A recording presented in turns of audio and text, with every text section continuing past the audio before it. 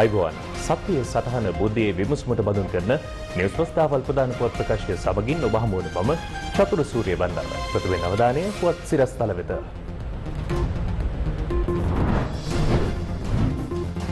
සෞඛ්‍ය වෘත්තීය සමිති අදත් වර්ජනේ කොළඹදී විරෝධතාවකුත්.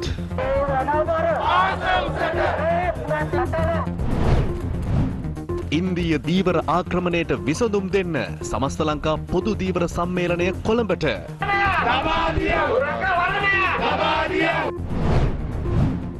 ගුරු විදුහල්පති වැඩි කළ වැටුප පරිවෙනාධිපතිවරුන්ටත්. අලුත් පනතකින් සේවක අර්ථසාධක අරමුදලටත් 25%ක අධිභාර බද්දක්. විපක්ෂ නායකවරයා මුදල් ඇමතිවරයාගෙන් පැහැදිලි කිරීමක් ඉල්ලයි. පුවත් ප්‍රකාශය ආරම්භයත් සමගම අද පුවත් රැසක සවිස්තර තොරතුරු සමගින් අප සම්බන්ධ වෙනවා පුවත් මැදිරියේ සිට උමායා කෝවිලගොඩගේ සමගින්. උමායා ඔව් අද දවසත් උද්ඝෝෂණ සහ පෙළපාලි වලින් සමන්විත පරිපූර්ණ දිනයක් බවට පත් වෙනවා. අද දවසෙත් ඉල්ලීම් රැසක් තිබෙනවා. සෞඛ්‍ය වෘත්තිවේදීන්ගේ සම්මේලනයේ ඒ අතරින් සුවිශේෂී සෞඛ්‍ය වෘත්තිවේදීන්ගේ සම්මේලනයේ නියෝජිතයින් අද උදැසන පෙරවරුවේ විහාර මහදේවී උද්‍යානයේ ආසන්නයේ සිට පාගමනින්ම සෞඛ්‍ය අමාත්‍යාංශය දක්වා පැමිණියා. සෞඛ්‍ය සේවා විවෘත්ති සමිති 17ක නියෝජිතයින් මේ විරෝධතා පාගමනට එක්ව සිටිනවා. මේ ඊට අදාළ සවිස්තරාත්මක වාර්තාවක්.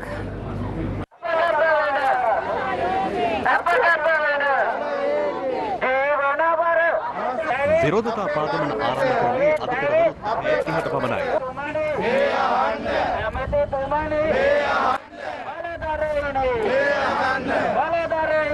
හෙද සේවාව, පරිපූර්ණක වෛද්‍ය සේවාව, අතුරු වෛද්‍ය සේවාව ඒකාබද්ධව ඊයේ දවසේ ආරම්භ කරපු වැඩවර්ධන ක්‍රියාමාර්ගය අදටත් ක්‍රියාත්මක වෙනවා. මේ වැඩවර්ධනයට 65000කට ආසන්න වෘත්තිකයන් ප්‍රමාණයක් සම්බන්ධ වෙලා ඉන්නවා. ඒ වගේම මේ වර්ධනය ඇතුලේ අපි අද අපේ කණ්ඩායම් සංකේතාත්මකව කොළඹට කැඳවලා දැවැන්ත උද්ඝෝෂණ ව්‍යාපාරයක් ක්‍රියාත්මක කරනවා. සෞඛ්‍ය ඇමතිවරයා ලෑස්ති වෙන්න ඕනේ මේ ප්‍රශ්නේ විසඳන්න. විසඳුවොත් අපි අද මේ වැඩවර්ධනය අවසන් කරන්න අපිට පුළුවන්.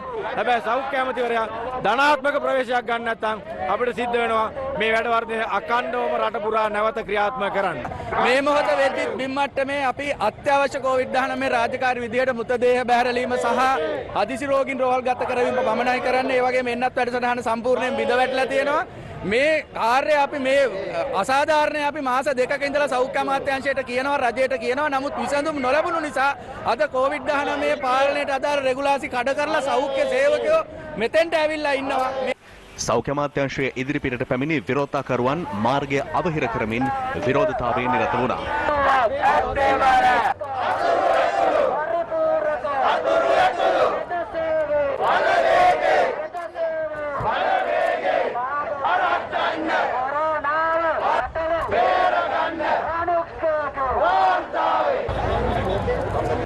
මේ අතර සෞඛ්‍ය වෘත්තීයවේදීන්ගේ සම්මේලනයේ නියෝජිතයින් පිරිසක් සෞඛ්‍ය අමාත්‍ය කෙහෙලි රමුක්වැල්ල මහතා සමග සාකච්ඡාවක් සඳහා මේ වන විට සෞඛ්‍ය අමාත්‍යාංශයට ගොස් සිටිනවා. මේ අතර සෞඛ්‍ය වෘත්තීයවේදීන්ගේ ඒකාබද්ධ බල මණ්ඩලය ඊයේ ආරම්භ කළ වැඩ වර්ෂණය පිළිබඳව ඔබ දැනුවත්. ඒ වැඩ වර්ෂණයේ දෙවැනි දිනයයි අද. වර්ජනය හේතුවෙන් කොළඹ සහ මහනුවර ජාතික රෝහල්වල ශික්ෂණ රෝහල් 24ක, මහ රෝහල් 26ක, මූලික රෝහල් 46ක, දිසා රෝහල් 410ක සහ සෞඛ්‍ය වෛද්‍ය නිලධාරී කාර්යාල 293ක හෙද සත්කාර සේවා, බාහිර රෝගී අංශ වලින් ඖෂධ නිකුත් කිරීම, රසායනගාර පරීක්ෂණ, විකිරණ පරීක්ෂණ සිදු කිරීම ඇතුළු සේවා රැසක් අදත් අඩාලව පැවතියා.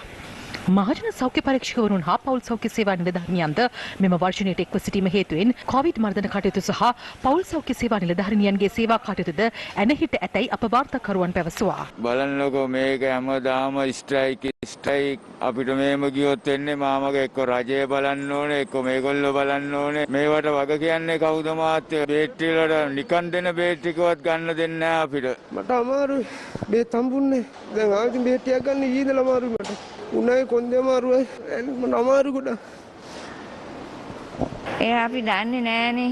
අපි ඉතින් ආවා අපි දුකට ආවා අපි ඉතින් මේ වැඩේ නිමා කරගන්නනේ අපි බලන්නේ දැන්. අනේ අපිට වේත් ගන්න බැරි වුණා. දොස්වලෙන් ගන්න කියන එකට යනවා. ඉතින් සල්ලි ගෙනාවෙත් නෑ. ඉතින් මොනවා කරන්නද? ඉතින් ගෙදර ගිහිල්ලා තමයි ආයෙත් මොනවා හරි කරගන්න තියෙන්නේ. රටේ සියලු ක්ෂේත්‍ර උණුසුම් ස්වභාවයක මේ වන විට පවතින්නේ විශේෂයෙන්ම ධීවර ක්ෂේත්‍රය. ධීවර ක්ෂේත්‍රයේත් බොහෝ ගැටලු අතරේ උතුරේ ධීවර ප්‍රශ්නය මේ වන විට සැලකිය යුතු විදිහට ඉහළ ඇවිත් තිබෙනවා. මේ අතර උතුරේ ධීවරින්ට සිදුවන ඉන්දියානු ධීවර බලපෑම් සම්බන්ධයෙන් සිදුවන කතාබහ අතරේ මේකට ස්ථිරසාර විසඳුමක් කියලා සමස්ත ලංකා පොදු ධීවර සම්මේලනයත් වීදී බැහැලා තියෙනවා. ධීවර අමාත්‍යාංශයේ ඉදිරිපිටයි ඔවුන් මේ උද්ඝෝෂණය නිරත වුණේ. මේ ඒ පිළිබඳ සවිස්තරාත්මක වාර්තාවක්. මේක අපේ අමාත්‍යාංශය ඕගොල්ලන්ගේ නෙමෙයි. අපේ අයිතිය දිනා ගන්න අපි ආවේ. මේ අමාත්‍යාංශය අපේ. කරුණාකරලා මේක අරින්න. මේක දීවර අමාත්‍යාංශය. තේරුණාද?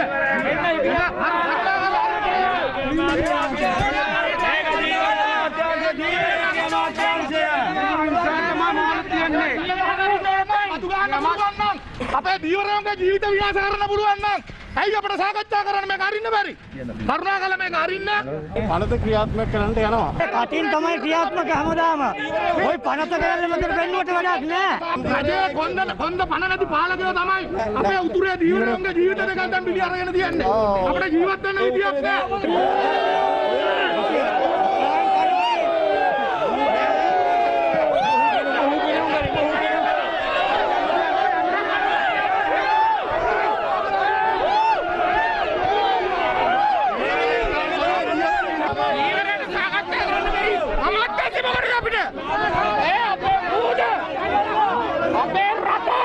මෙම උණුසුම් තත්ත්වය ඇති වූයේ විරෝධතාකරුවන් අමාත්‍යවරයා හමුවීමට අමාත්‍යාංශ තුළට යාමට අවසර ඉල්ලූ අවස්ථාවේදී.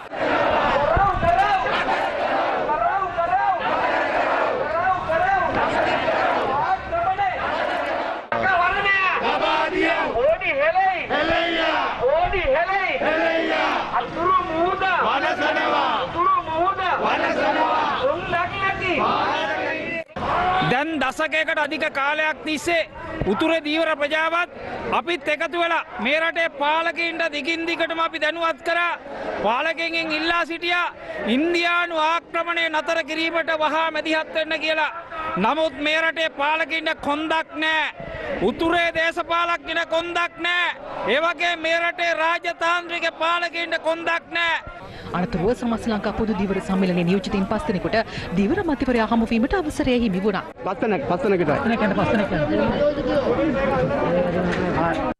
මේ අතර වාරයේ ඉන්දිය ධීවරින් 11 දෙනෙකු නාවික හමුදා අත්අඩංගුවට පත්ව තිබෙනවා. නාවික හමුදා මාධ්‍ය ප්‍රකාශක කැප්ටන් ඉන්දික සිල්වා මහතා සඳහන් කළා ඊ රාත්‍රියේ ඩෙල්ෆ් දූපතේදී ඔවුන් අත්අඩංගුවට ගත් බව. මේ අතර විදේශ අමාත්‍ය චීල් පීරිස් මහතා සහ ඉන්දිය විදේශ අමාත්‍ය ආචාර්ය එස් ජයශංකර් මහතා අතර මෙම ධීවර ගැටලුව සම්බන්ධයෙන් ඊයේ සාකච්ඡා පැවැත්වුණා. එහිදී එකක වී තිබුණේ ද්විපාර්ශ්වික යාන්ත්‍රණ කඩිනමින් රැස්විය යුතු බවට ඉන්දිය ධීවරින් පැමිණි බෝට්ටු 3කුත් නාවික හමුදා භාරයට අරගෙන තිබෙනවා. අත්අඩංගුවට ගත් ඉන්දිය ධීවරේ අද යාපනයේ දිස්ත්‍රික් ධීවර කාර්යාලයට බාර දෙන බවයි නාවික හමුදා මාධ්‍ය ප්‍රකාශකවරයා සඳහන් කරන්නේ. මේ අතර මෙරට ධීවරින් විසින් වටකිරීමෙන් පසුව නාවික හමුදාව අත්අඩංගුවටගෙන පොලිසියට බාර දුන් ධීවරින් 21 දෙනා පෙබරවාරි මාස 21 වෙනිදා දක්වා යලි රක්ෂිත බන්ධනාගාරගත කර තිබෙනවා.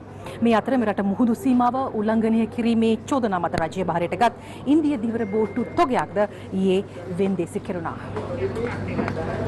අපේ රටේ තුල අත්පත් කරගත් ඉන්දිය ධීවරයන්ගේ බෝට්ටුව වෙන්දේසි කිරීම සාධාරණේද? මේ සිද්ධියකට තමිල්නාඩු මහ ඇමති විරෝධය පළ කරලා තියෙනවා. ඒ නිසා අපේ රටේ සහ ඉන්දියා රටවල් දෙක අතර යම් ප්‍රශ්නයක් ඉති කිරීමට ඉඩක් තියෙනවනේ අමතුවා මේ සිද්ධියත් එක්ක. හැමදාම ඔය මුහුදු සීමාවේ සිද්ධ වෙන දෙයක්. ඉතින් රාජ්‍යයන් දෙකම හොඳ අවබෝධයකින් ඉන්නවා. ඒ නිසා භූදේශපාලනික ගැටලුවක් ඇති නොවන ආකාරයට මේ ගැටලුව අපි හැමදාම විසඳගෙන තියෙනවා. හැබැයි අර්බුද මතුවෙනවා. කළමනාකරණය කරගත්ත නොහැකි ප්‍රශ්න මතුවෙනවා. ආවේගශීලීව පාර්ශවයන් හැසිරෙනවා. නමුත් ඉන්දියානු නාවික හමුදාවත් ශ්‍රී ලාංකීය නාවික හමුදාවත් සාමය ආරක්ෂා වන මට්ටමින් මේ කටයුත්ත කරගෙන යනවා. නමුත් ඉතින් අපේ රටක් විදියට අපේ ධීවර අමාත්‍යාංශයත් නාවික හමුදාවත් මේ මුහුදු කලාපය තුල අපේ රටේ පුරවැසියන්ගේ අයිතිය ආරක්ෂා කිරීම සඳහා ගත හැකි සෑම පියවරක්ම ගන්නවා ධර්මරාජ්.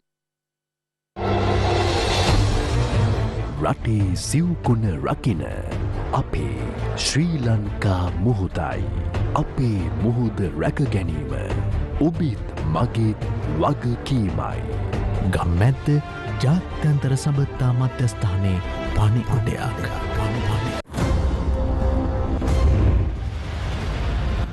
වැඩි කළ ගුරු වැටුප තවත් පිරිසකට. මේ කතාව තව පොඩ්ඩකින් දැන් අලුත් ඩයලොග් හෝම් බ්‍රෝඩ්බෑන්ඩ් පෙරගැවුම් සම්බන්ධතාවයන් සඳහා හොඳම වාසි දෙකක්. ඩයලොග් හෝම් බ්‍රෝඩ්බෑන්ඩ් පෙරගැවුම් සම්බන්ධතාවයක් මිලදී ගන්නා විට රවුටරේ මිලට රුපියල් 1000ක සුවිශේෂී දීමනාවක්. ඒ සමගින් දින 30ක් පුරාවට ඩේටා GB 10ක් නොමිලේ. ඉක්මන් කරන්න. සුපිරි අධිවේගී ඩයලොග් හෝම් බ්‍රෝඩ්බෑන්ඩ් සමගින් අදම ඔබේ නිවසත් බලගන්වන්න. දැන් අවධානය අද දවසේ පාර්ලිමේන්තු කටයුතු සහ එහි තොරතුරු පිළිබඳවයි. අධිභාර බද්ධ පරක් කෙටුම්පත මගින් සේවකාර්ථ සාධක අරමුදලේ ලාභයනුත් 25%ක අධිභාරයක් අය කර ගැනීමට යෝජනා කිරීම පිළිබඳව ඔබ දැන් ඉතාමත් හොඳින් දැනුවත්.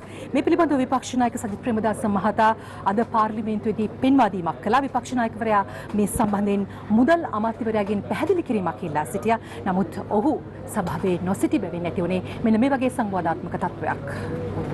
බද්දක් සර්චාර්ජ් ටැක්ස් එකක් පිළිබඳව පනත් කෙටුම්පතක් ඉදිරිපත් කරලා මේ වෙන විට මේ රටේ වැඩ කරන ජනතාවගේ සල්ලි පික් පොකට් ගහන වැඩපිළිවෙලක් ආරම්භ කරලා තිබෙනවා. දැන් මේක ඊයේ ඉදිරිපත් කරේ. ඔබතුමා දන්නවා අපේ රටේ තියෙන ලොකුම අරමුදල අර්ථසාධක අරමුදල. මෙතන මේක ට්‍රිලියන 3ක් වෙනවා. 2020 වසරේ මේ අර්ථසාධක අරමුදලේ ලාභය දල වශයෙන් රුපියල් බිලියන 250. එතකොට මේ 125 බද්ද තුල රුපියල් බිලියන 65කට මේ රටේ වැඩ කරන ජනතාවගේ සල්ලි වලට තට්ටු කරන්නයි මේ ආණ්ඩුව හදන්නේ. ගරු සභාපතිතුමනි දැන් අලුතෙන් ආරම්භ කරලා තිබෙනවා වැඩ ලක්ෂයක් කියන ව්‍යාපෘතිය. දැන් මේ වැඩ ලක්ෂ්‍ය ව්‍යාපෘතියට වැඩ කරන ජනතාවගේ අර්ථසාධක සල්ලි වලින් 125ක බද්දක් ගහලා වැඩ ලක්ෂ්‍ය වැඩසටහන තුලින් තමන්ගේ ගෝලබාලය සාත්තු සප්පායම් කරන්නටයි මේ කටයුතු කරන්නේ. මම මුදල් ඇමතිවරයාගෙන් ඉල්ලීමක් කරනවා කරුණා කරලා මේ අශික්ෂිත ක්‍රියාදාමයේ ක්‍රියාත්මක කරන්නට එපා. මේ වැඩ කරන ජනතාවගේ සල්ලි හොරා කන්නට මංකොල්ල කන්නට කටයුතු කරන්න එපා. කරුණා කරලා මේ ඉදිරිපත් කරපු ගැසට් එක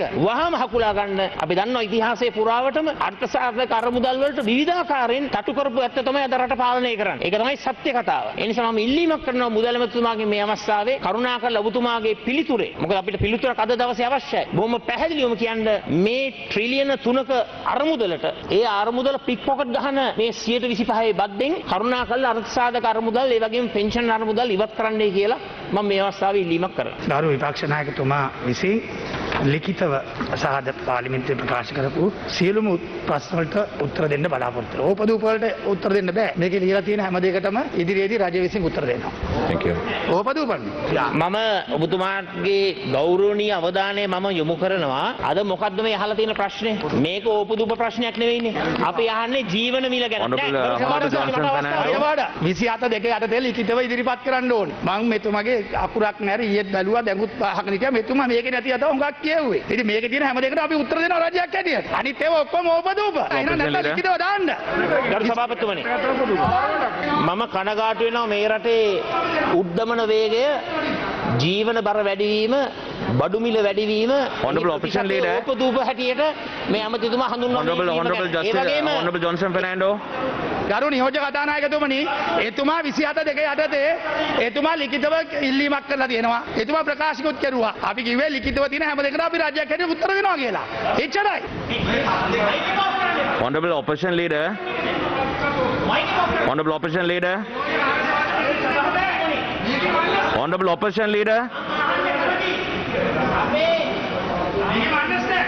Honorable Opposition Leader Please give the mic to open on.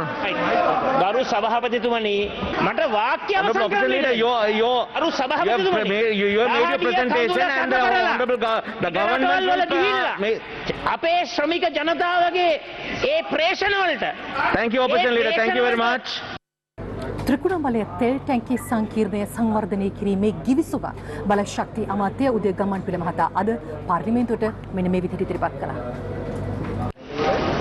ශ්‍රීකුණාමලයේ තෙල් ටැංකි සංකීර්ණය පිළිබඳ ශ්‍රී ලංකා ආණ්ඩුව විසින් ලංකා කයින්ජ තෙල් සංස්ථාව ලංකා IOC සමාගම සහ ට්‍රින්කෝ පෙට්‍රෝලියම් ටර්මිනල් සමග 2022 ජනවාරි 6 වන දින අත්සන් කළ ගිවිසුම ඒ සියලුම ඇමුණුම් සහිතව සභාගත කරමි. ඒ වගේම ත්‍රිකුණාමලයේ තෙල් ටැංකි සංකීර්ණය පිළිබඳ සිංහල දෙමළ ඉංග්‍රීසි භාෂා තුනෙන්ම සකස් කළ තෙල් ටැංකි යලිරට්ට වාර්තාව මම ඉදිරිපත් කරමි. මේ වෙනකොට IOC සමාගම තෙල් මිල ඉහළ නංවා තිබෙන්නේ.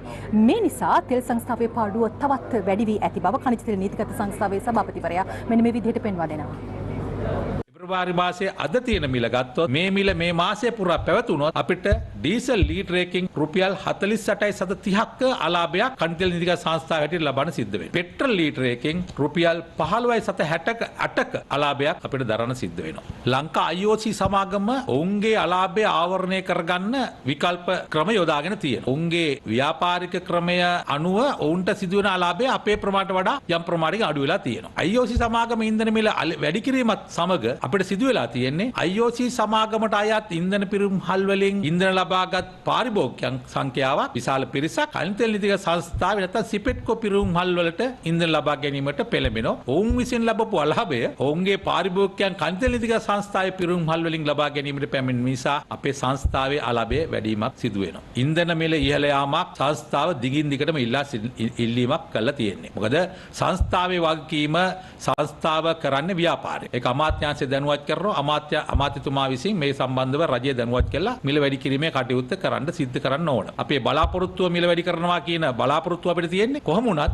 රජය මේ වෙනතෙක් ඒ සම්බන්ධයෙන් තීන්දුවක් අරගෙන නැහැ. මම හිතනවා රජයටත් මෙම මිල වැඩි නොකර දරන්න පුළුවන් කාලයක් ඇති. ඒ කාලය තීන්දුව කරන්න රජය තීන්දුව කරයි. මම හිතන්නේ අපිට ළඟදී මිල වැඩි කිරීමක් ලබා දෙයි කියන බලාපොරොත්තුව සංස්ථාවට අපිට තියෙනවා. ඉන්ධන මිල වැඩි කිරීමට මේ සතියේ සිදුවේද ඇමතුමනේ? ඉන්දියානු තෙල් සමාගම ඔවුන්ගේ ඉන්ධනවල යම් වැඩිවීමක් සිදු වුණා. මම දැක්කා කන්ටිල් නීතික සංස්ථාවේ සභාපතිතුමා කියලා තිබුණා ඒ වැඩි කිරීම නිසා වෙන්ම කන්ටිල් නීතික සංස්ථාවට ඊට වඩා ලොකු ගැටලුවකට මුහුණ පාන සිද්ධ වෙලා තියෙනවා කියලා. නමුත් ඊයේ දවස් වෙනකන් කැබිනට් මණ්ඩලයේවත් ඊයේ සාකච්ඡා කරේ නැහැ. කන්ටිල් නීතික සංස්ථාවේ ඉන්ධන වැඩි කරනවද නැද්ද කියලා කියන සංවාදයක් ඇතුළත් වුණේ නැහැ. සමහර වෙලාවට මීට සාපේක්ෂව යම් තීන්දුව తీරන ගන්න පුළුවන් කමක් ලැබෙන්නේ තියෙනවා.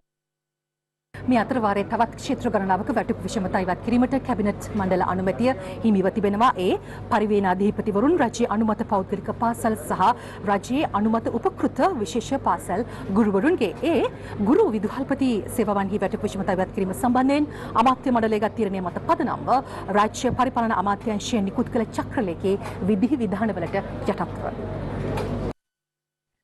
ගුරු විදුහල්පති සේවාවන්හි වැටුප් විෂමතාවයන් ඉවත් කිරීම සම්බන්ධයෙන් අමාත්‍ය මණ්ඩලය ජනාධිපතිතුමා ප්‍රමුඛ අමාත්‍ය මණ්ඩලය ගනු ලැබූ තීරණය ඇතුලේ මෙතෙක් පරිවේනාචාර්යවරුන් රජයේ අනුමත පාසල් පෞද්ගලික පාසල් ගුරුවරුන් එවැගේම උපකෘත පාසල් විශේෂ පාසල් ගුරුවරුන් සඳහා අදාළ රුපියල් 5000 විශේෂ දීමනාව නිකුත් කරලා තිබුණේ නැහැ. ඊයේ කැබිනට් මණ්ඩලය ඒකමතිකව තීරණය කරනු ලැබුවා. ඒ යුක්තිය ඉෂ්ට කිරීම සඳහා තීරණය කරනු ලැබූ බව ඔබට දැනුම් දෙනවා. මුතුරාජවෙල යළිත් ගොඩ කරන්නේ කවුද? මේ කතාව තව පොඩ්ඩකින්.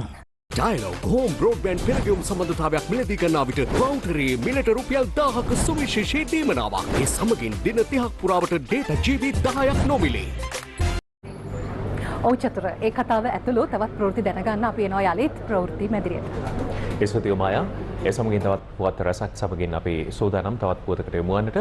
බොරැල්ල දේවස්ථානයක තිබී අත්බෝම්බයක් හමුවීමේ සිද්ධියට අදාළව අත්අඩංගුවටගත් තම පියා හමුවීමට නීතිඥවරුන්ට තවමත් අවස්ථාවක් ලබා නොදීම පිළිබඳව සමාජ මාධ්‍ය ක්‍රියාකාරී ඕෂල හේරත් මහතා එක්සත් ජාතීන්ගේ මානව හිමිකම් කොමසාරිස් මිෂෙල් බැෂලේ මහත්මියට ලිපියක් යොමු කර තිබෙනවා. ඔහු එම ලිපියෙන් කොමසාරිස්වරියගෙන් ඉල්ලා ඇත්තේ මෙම සිදුවීමට මැදිහත් වන ලෙසයි. මෙම ලිපියෙන් ඕෂල හේරත් මහතා පෙන්වා දෙන්නේ ජනවාරි මාස 17 වෙනිදා 75 හැවිරිදි තම පියා සහෝදරිය බිරිඳ සහ දරුවා නිවස සිටින අවස්ථාවේදී පොලිස් නිලධාරිනිය කියා ගන්නා කණ්ඩායමක් නිවසට කඩා වැදුණු බවයි. එම කණ්ඩායම නිවසේ සිටි පිරිසගේ sannivedana උපකරණ ඔවුන්ගේ බාරයට ගෙන 75 හැවිරිදි පියා රැගෙන ගිය බව ඕෂල හේරත් මහතා පෙන්වා දෙනවා. ඔහු එක්සත් ජාතීන්ගේ මානව හිමිකම් පිළිබඳ මහ කොමසාරිස්වරියට යවූ ලිපියේ දැක්වෙන්නේ තම පියා අදාළ බෝම්බ සිද්ධියට අදාළව පපුච්චාරණයක් කළ බව පොලිසිය මාධ්‍යයට පැවසුවද ඔහු රැගෙන ගිය මොහොතේ සිට මෙතෙක් නිශ්චිත තොරතුරක් තමන්ට නොලැබුණු බවයි. රිලි මාලියද්ද ප්‍රාදේශීය ලේකම් කොට්ටාශයට අයත් දෙහිගම ප්‍රදේශයේ ඉඩම් අක්කර 65000ක් විදේශ සමාගමකට ලබා දීමට විරෝධය පළ කරමින් ප්‍රදේශවාසීන් ඇතුළු පිරිසක් අදත් එම ස්ථානයට පැමිණියා. දෙහිගම ප්‍රදේශයේ ඉඩම් අක්කර 65,000ක් සිංගප්පූරුවේ ගැසල් වෙන්චර් සමාගමට ලබා දීමට සූදානම් වන්නේ සීනි නිෂ්පාදන ව්‍යාපෘතියක් සඳහායි. ඊයේ කිසියම් පිරිසක් මෙම එලිපෙහෙලි කිරීමට කටයුතු කිරීමත් සමග අද උදෑසන ගම්වාසීන් අදාළ ප්‍රදේශයේ උස් කඳු මුදුනකට රැස් වුණා. පොළුද අතැතිව ඔවුන් බලා සිටින්නේ අදත් ඉඩම් එලිපෙහෙලි කිරීමට පිරිස පැමිණෙන තුරුයි. මේ දිව කොල්ල කන්න දෙන්න බෑ. මේ සරුසාර වෙච්ච බිමේ මේ පැල සරුසාර වුණේ මේ මහදාස් හැදුනේ කොහොමද දන්නවද? අහිංසක අපේ විරුවන්ගේ ලේ උඩ හැදුනේ අපේ මුතුන් මිත්තන්ගේ ලේ මේකේ තියෙන්නේ. අපි පන්නලා අපේ මිනිස්සුන්ගේ ශ්‍රමය කුණු කොල්ලට කම්පැනියට දීලා අපි කුලි කම්කරුව කරලා අන්තිමට උන් උග්ගීතවනවලු. මොකටද? උන්ට පැණි ගන්න. බහුජාතික සමාගම් වලට පැණි රහ වෙන්න පුළුවන්. මේ පාලකයන්ට මේවා පැණි රහ වෙන්න පුළුවන්. හැබැයි මේවා අපිට මේ වැසියන්ට නම් තිත්තයි. මේවා වහ ගන්න අපි සූදානම් නැහැ. අපි ආපස්සට අඩියක් තියන්න සූදානම් නැහැ. උඹලා ආපස්සට යන්න ඕනේ. දිවයිනේ බොහෝ ප්‍රදේශයන්හි මෙවන විට වී අස්වනු නෙළනු දැකිය හැකි. ගොවින් ප්‍රකාශ කළේ මෙවර අස්වැන්හි විශාල අඩුවක් දක්නට ඇති බවයි. මේ අනුරාධපුර සාලියවැව තල්ගස්වැව කුඹුරු අක්කර 50ක පමණ කුඹුරු යායම දැන් ගොයන් කැපෙනවා. මෙදා කන්නේ අස්වැන්න විශාල ලෙස අඩු වෙලා කියලයි ගොවියෝ නම් කියන්නේ. සමහර කුඹුරු වල අස්වැන්න අඩුම වෙලා සමහර කුඹුරු වල වල් වැඩි වෙලා ගොයම බාල වෙලා කාබනික පෝර පස්සේ අපින් තමයි ඔච්චර අසරණ වුනේ. අපි දැන් රටට ලෝකේ ණය වෙලා මේ කන්තලේ තඹලගම්ම උල්පත් වැව ගොවිබිම් මෙවන විට අස්වැන්න නෙලීම ආරම්භ වුණත් වෙනත් කන්‍යයන්හි තරම් අස්වැන්නක් නැහැ කියලා ගොවියෝ කියනවා. මෙන්න බලන්න මේ වී වගේ තිබ්බට මේ ඔක්කොම බෝල් තියෙන්නේ නේ. ඉතින් මේවා මේ වී කියලා අපි දුන්නාට මිනිස්සු ගයිද මේ බලන්න. අංගේ අක්කර පහෙන්න මට තිබ්බේ වීවුර 29මාරයි. ඔබතුමාලා ගණන් හදලා බලන්න මේ වීවුර 29මාරට කීයද එන්නේ කියලා. මේ පොළොන්නරුව කවුඩුල්ල ගොවි ජනපද ව්‍යාපාරයට අයත් මැදිරිගිරිය දම්සෝපුර ගොවිබිම් ගොයමටත් වඩා ගොවිබිම් වල වල්පැල දකින්න පුළුවන් කියලයි ගොවියෝ නම් කියන්නේ. මේවා ඇවිල්ලා බලන්න මේවා බලන්නකො. මේ බැලුවට පස්සේ තමයි මේ ප්‍රශ්න විසඳන්න පුළුවන්. මාසෙකමාරකට දෙක මේ තියෙන ගොයම් වල හැටි. ඇත්ත වශයෙන්ම අපි මේ සැරේ අනාථ වෙලා නන්නත් වෙලා තියෙන්නේ. මේ අතර රාජ්‍ය අමාත්‍ය දුමින්ද දිසානායක මහතා ඊයේ අනුරාධපුර කනදරාව ගොවි ජනපද ව්‍යාපාරයට අයත් යාය දෙක ප්‍රදේශයේ ගොවිබිම්හි සංචාරයකට රත වුණා. කාබනික පොහොරේදු ගොයමෙහි තත්වය හා රසායනික පොහොරේදු ගොයමෙහි තත්වය සම්බන්ධයෙන් මෙහිදී ගොවින් රාජ්‍ය අමාත්‍යවරයාට පැහැදිලි කළා. කරතුණයි. ඇත්තක පියාගෙන 400ක් ගත්තා මගේ වියදෙමේ. අද බලන්න අපිට වෙලා තියෙන විකත අපිට පොහොර ටික දුන්නා නම් අපි ජීවත් වෙනවා. අපේ රජයට බර නැහැ. ආණ්ඩුවෙන් කියපු ටික තේරම ගැහුවා. අතරම ගැහුවා. තේල් ගහපුවාම බල්ලෝ කනවා ඔයා. මෙහෙ නැද්ද යූරියා ගහපුවා බලන්න. ඒ කුඹුරු ගෙන්නලා බලන්න රුදුකේ බෑ. එකපාර කරපු වැඩෙන් අපේ ගොවි මහතුරු අමාරු වටනවා කියන අපි මීට කලින් කිව්වා. ඒ අක ගත්තව වෑයම හොඳයි. නමුත් ආරම්භ කරපු විදිය වැරදි. මේක මුලින්ම බෙල්ල කැපුවා. මෙන්න මනුස්සය කරන් මේ කරපු මා අපරාධ වැඩක් අපිට කරේ. එක පැත්තකින් කන්න නැති වෙනවා. අනිත් පැත්ත මේ ඕගොල්ලන්ගේ තියෙන ආදායම නැතුනහම ඕගොල්ලන් ඉතුරු මාස ටික ජීවත් වෙන්න බැරි වෙනවා නේ. ඒ නිසා අපි ඉතින් ඒ වැඩ දෙකට උත්සාහ කරමු. අපි ජීවත් වෙන්නේ මේක. අපි 3 දිනක් මේ කුඹර කරන්නේ. කර දෙකමාරෙන් අපි හැම කන්නේම දීපසල් 300 350ක් ගන්නවා. මෙදා මොකද්ද මේ අපිට වෙලා තියෙන්නේ? ඇයි අපිට මේ අසාධාරණ කරන්නේ? අපි ඒක කොහොම හරි කරගන්න උත්සාහ කරමු. හෙරෝයින් කිලෝග්‍රෑම් 1යි ග්‍රෑම් 64ක් සමග සැකකාරියක් කළුබෝවිලදී පොලිස් විශේෂකාරය අත්අඩංගුවට ගෙන තිබෙනවා. පොලිසිය සඳහන් කළේ සැකකාරියගෙන් වැඩිදුර ප්‍රශ්න කිරීමේදී වෙනත් ජාවාරම්කරුවෙකුගේ මද්‍රව්‍ය ඇය සහ ඇගේ සැමියා විසින් බෙදා හැරීමේ කටයුතු සිදු කරන බවට අනාවරණය වී ඇති බවයි. අත්අඩංගුවට ගෙන ඇත්තේ 40 හැවිරිදි කළුබෝවිල පදිංචිකාරියක්. අත්අඩංගුවටගත් සැකකාරිය අද ගල්කිස්ස මහේස්ත්‍රාත් අධිකරණයට ඉදිරිපත් කිරීමට නියමිතයි.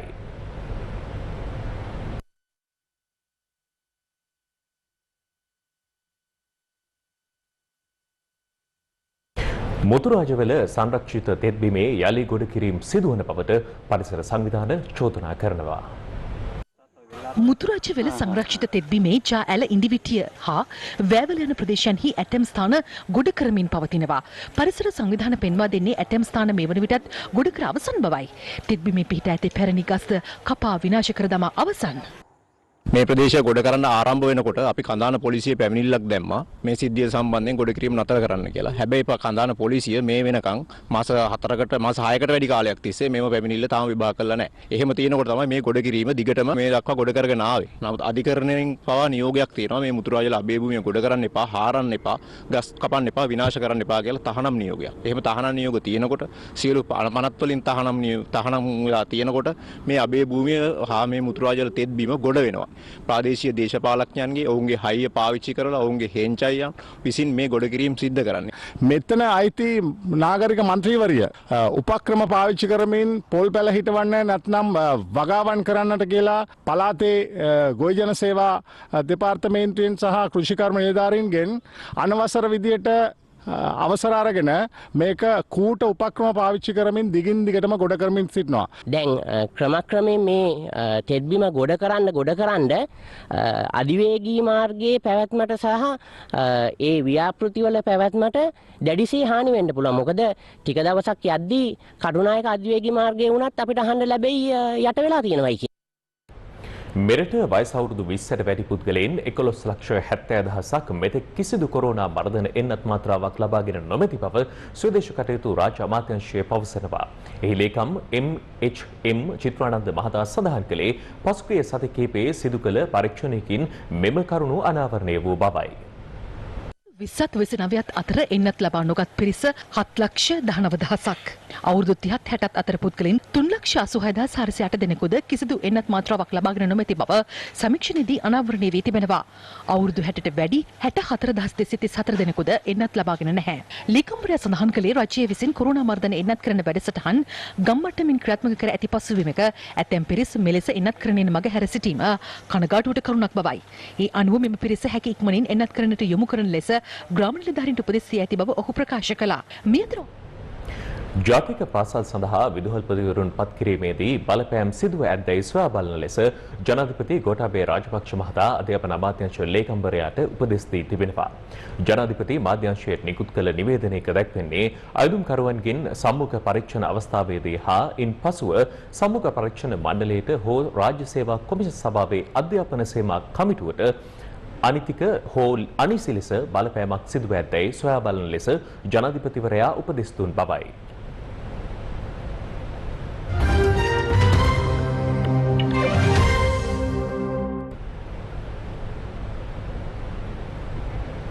දැන් විදෙස්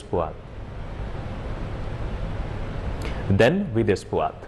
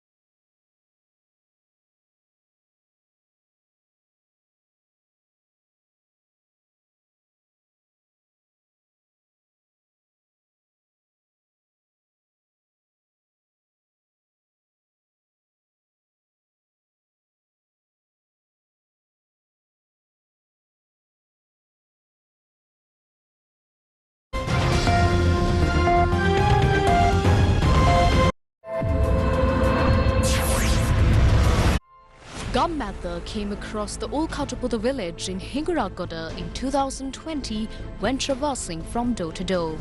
By then, clean drinking water was a luxury to 600 families.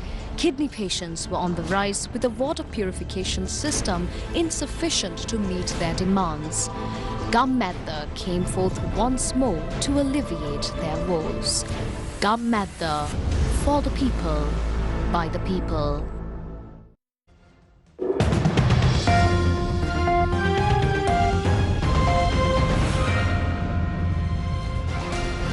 A very good afternoon. You're watching Lunchtime News on TV1. For the News First team, I'm Yuki Pasha.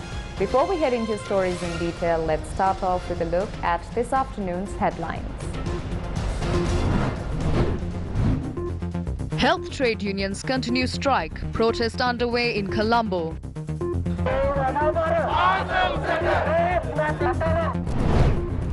All Island General Fisheries Federation arrives in Colombo seeking solutions to the Indian fishermen issue in the north. Teacher and principal salary increment to be extended to heads of Piriven.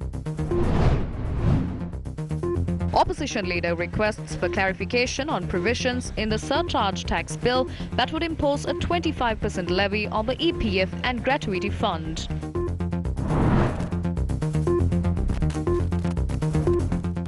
Starting off with your top story for this afternoon, a group of representatives of the Health Professionals Trade Union staged a protest march from the Vihara Mahadevi Park to the Ministry of Health. Now, representatives of 17 health trade unions joined the march.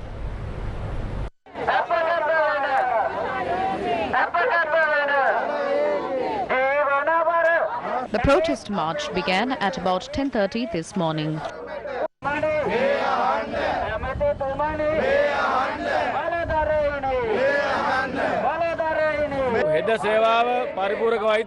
The strike action launched by medical officials is continuing for the second day today. Over 65,000 professionals have joined this strike action. Also, we have called our groups to come to Colombo. We will stage a massive protest. The Minister of Health must be ready to solve this issue. We can call off this strike action, but if the Minister does not approach us positively, we will have to continue this strike across the island.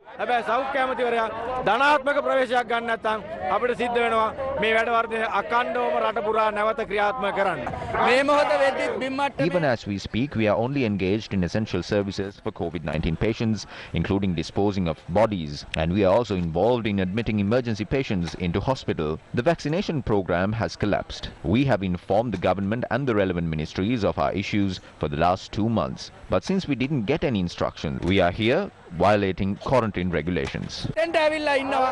The protesters marched opposite the Ministry of Health, blocking the road.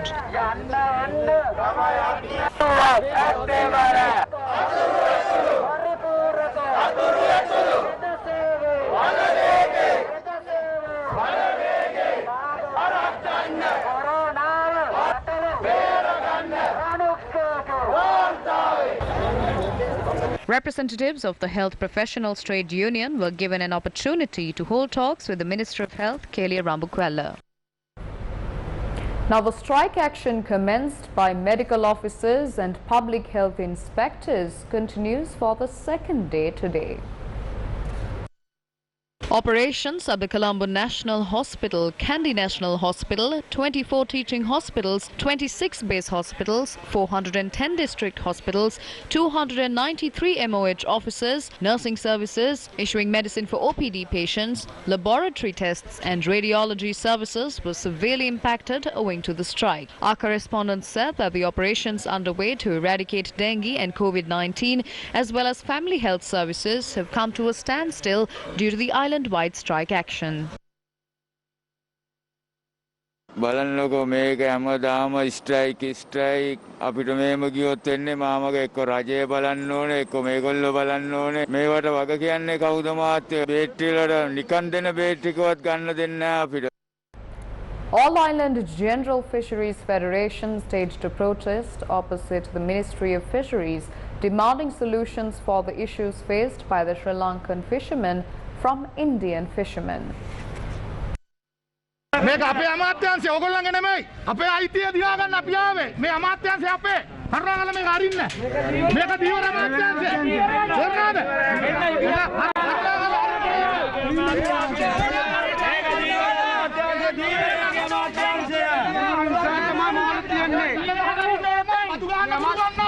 අපේ දීවරයන්ගේ ජීවිත විනාශ කරන්න පුළුවන් නම් ඇයි අපිට සාකච්ඡා කරන්න මේක අරින්න බැරි?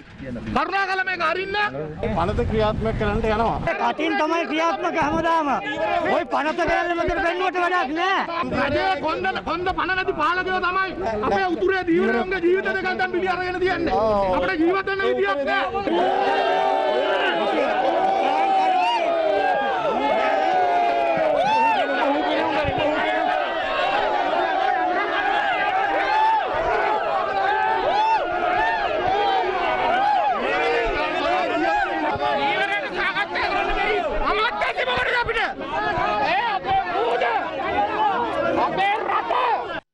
This heated situation arose when the protesters attempted to enter the ministry premises.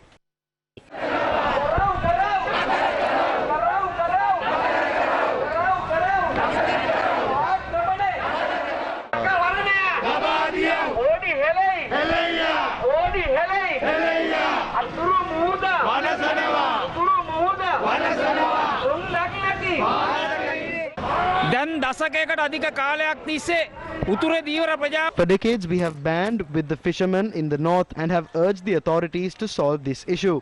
We urge them to put a stop to this potential Indian invasion. Unfortunately, the rulers of this country and the politicians in the north do not have a backbone. Afterwards, the 5 representatives of the All-Island General Fisheries Federation were allowed to enter the ministry premises and meet the Minister of Fisheries. Moving on, 11 Indian fishermen have been detained by the Sri Lanka Navy. Navy media spokesman Captain Indika Silva says that the suspects were arrested in the seas of the Delft Island last night. Meanwhile, Minister of Foreign Affairs D.L. Piris discussed matters pertaining to fisheries conflict between India and Sri Lanka with Indian Minister of External Affairs Professor S. Jaishankar yesterday. Navy media spokesman Captain Indika Silva said the arrested fishermen will be handed over to the Jaffna District Fisheries Office today. Meanwhile, 21 Indian fishermen who were arrested by the Navy while they were fishing illegally in Lankan territorial waters a few days ago were further remanded until the 21st of this month. Sri Lanka has also auctioned off over 100 Indian fishing boats that were seized by the Sri Lanka Navy over the years for illegally entering the sea of Sri Lanka. Is it fair to auction off the boats that were seized from Indian fishermen? The Tamil Nadu Chief Minister has objected to this. Therefore, there is a possibility that this could lead to an issue between the two nations.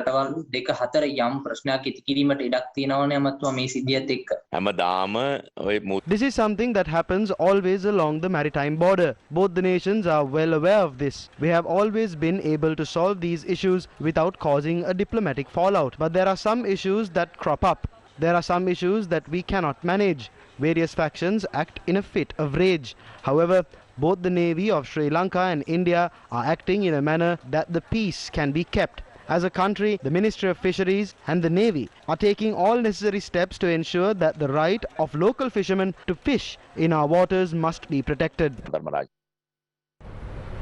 Still in local news, opposition leader Sajid Premadasa informed Parliament today that articles have been included in the surcharge tax bill, which will also include a 25% levy on the Employees Provident Fund and the Retirement Gratuity Fund. Now, opposition leader requested for an explanation from Minister of Finance on this matter. However, the minister is not present at the House. Now, this led to a heated exchange in Parliament today. Surcharge tax. A bill has been proposed on a surcharge tax. This is an attempt to loot the money of the working class of this country. This was presented yesterday. You know that the biggest fund in our country is the Employees Provident Fund. This fund has 3 trillion. In 2020, the profit of this fund was estimated at 250 billion rupees. So through this bill, 65 billion rupees of money from the working class of this country will be taken away. Honorable Chairman, they have started a new program called 100,000 projects. They are trying to take out money from the working class of this country and hand over these projects to their cronies so that they can satisfy them. I request the Finance Minister not to do this. Do not loot the money of the working class of this country. Please withdraw this gazette immediately. We all know that people running this country right now are those who looted money from the EPF in the past. That is the true story. So I request you, Honourable Speaker, to remove the EPF and the gratuity fund from the bill that imposes a 25 surcharge tax bill.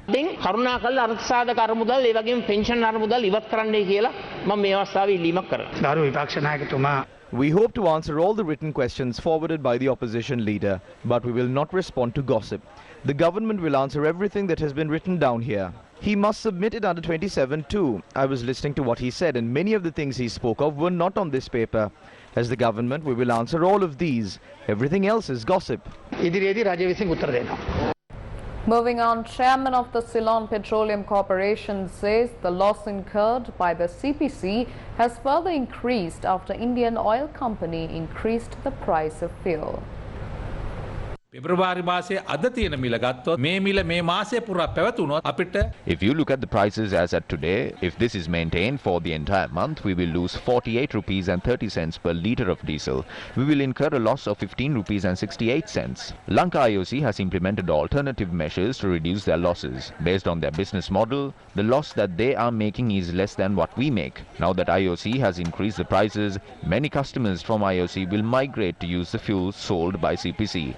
Because of that, we will incur a further loss. Ceylon Petroleum Corporation has requested approval to increase fuel continuously because the corporation is doing business. We informed the minister and he will inform the government to obtain approval to increase the price. We expect to increase the price. However, the government has not made a decision. I believe the government can manage without increasing the prices for a certain time. Nevertheless, we hope the government will provide approval to increase the price in the future.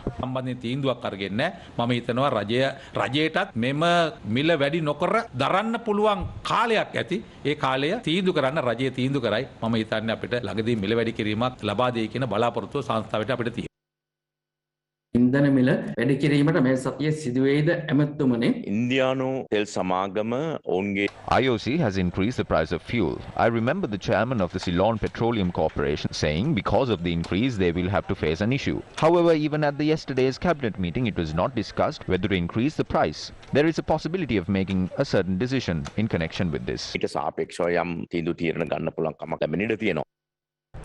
Journalists raised questions regarding the IMF involvement in solving the economic crisis in the country.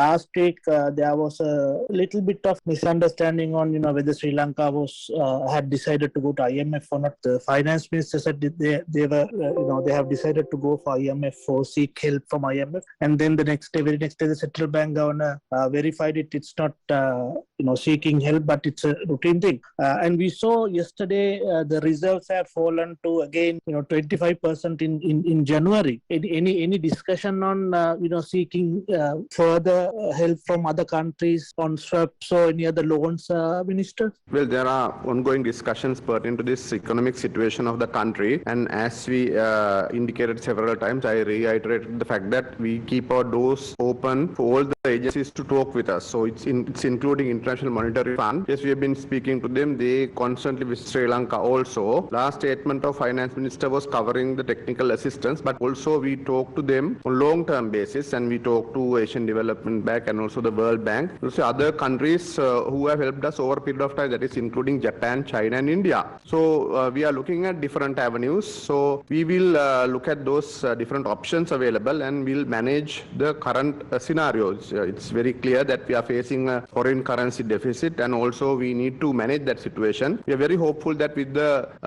tourism industry bouncing back and also we are getting more remittances from the expat workers. So we hope that we should be able to manage the scenario. Meanwhile, Minister of Energy Uday Gammapilla presented the agreement to develop the Trincomalee oil tank complex in Parliament today.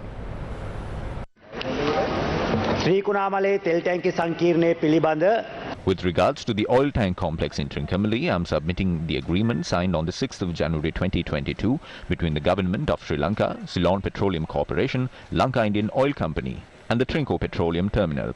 I am also submitting the compiled document with regards to the agreement available in Sinhala, Tamil and English to the House. Social media activist Ursula Herath wrote to the United Nations High Commissioner for Human Rights, Michelle Bachelet, regarding the arrest of his 75-year-old father under the provisions of the Prevention of Terrorism Act. Now, he requested the Human Rights High Commissioner to intervene in the matter. Dr. Shirley Herath was arrested last month in connection to the incident where a bomb was discovered at the All Saints Church in Borella. Ursula Herath in the letter informs the United Nations Human Rights High Commissioner that on the evening of the 17th of January 2022, goons purporting to be police officers and those from the Special Task Force broke into their house where his sister, father, wife and child were at. He goes on to note that this group had seized all communication equipment and also taken away his 75-year-old father. Ursula Herath adds that to date, he has no note of the arrest, nor was he given an inventory of the items seized from his home. He added that his father has been denied access to legal counsel, nor has he been produced in a court of law to date. Ursula Herath urges the United Nations Human Rights Commissioner to intervene in the matter and inform the government of Sri Lanka to desist from such barbaric actions. In more local news, the police special task force have arrested a suspect for alleged possession of 1.64 kilograms of heroin in Kalubowila. According to the police, further interrogation of the suspect revealed that she and her husband were involved in the distribution of drugs by another potential trafficker. A 40-year-old residing in Kalubowila has been arrested in connection with the incident and is due to be produced at the Mount Lavinia Magistrates Court today.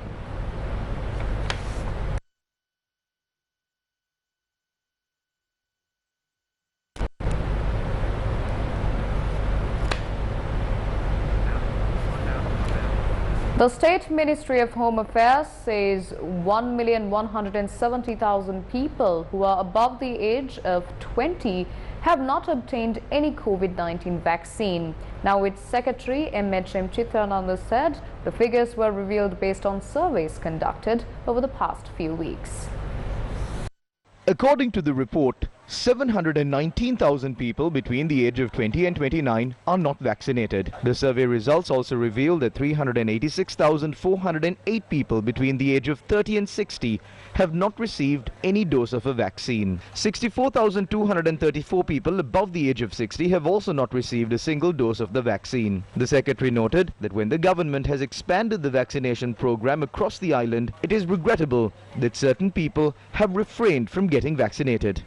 Daris have now been advised to make arrangements to vaccinate these people as soon as possible. Meanwhile, the director at the Health Promotion Bureau, Dr. Ranjit Batwantudawa, requested the general public to obtain the booster dose of the vaccine, especially given the rapid spread of the Omicron variant in the country.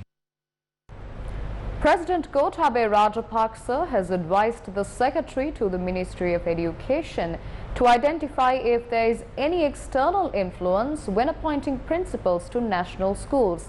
Now, a release from the President's Media Division states the President instructed the Board of Examiners or the Education Services Committee to look into whether there was any undue influence on the candidates during and after the interview.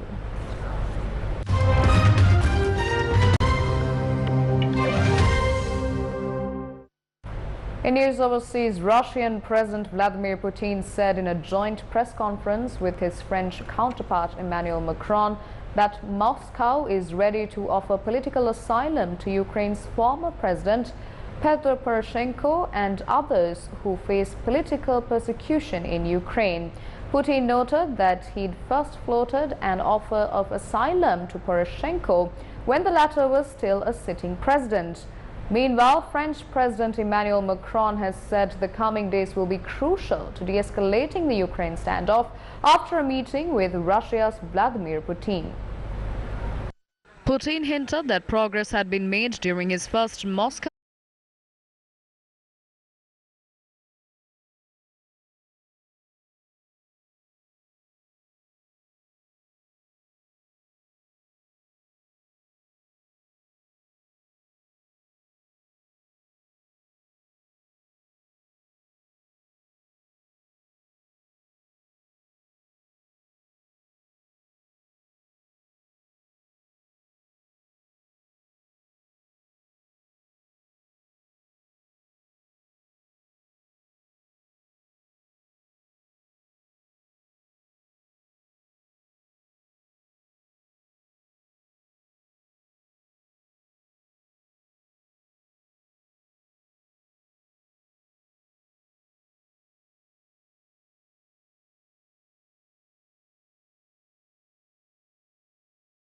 News on TV1. Take care and good day.